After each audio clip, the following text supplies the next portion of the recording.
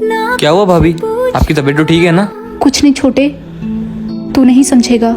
भाभी हाँ छोटे। ये लो। छोटे तू ये क्यों लेकर आया? भाभी अगर आपकी जगह मेरी बहन भी होती तो उसके लिए भी मैं लाता, और आपकी दुख तकलीफ में मैं काम नहीं आऊंगा तो फिर और कौन आएगा?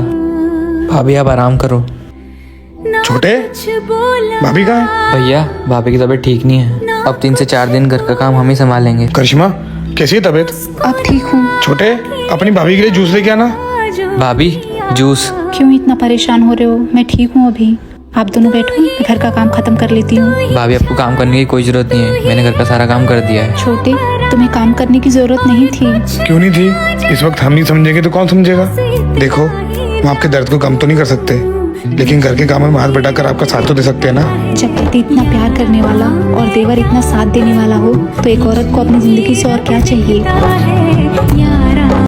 अगर आप ऐसा वीडियो देखना चाहते हैं तो चैनल को सब्सक्राइब एंड वीडियो को लाइक जरूर कर दे दोस्तों। तो मिलते हैं अगले वीडियो में।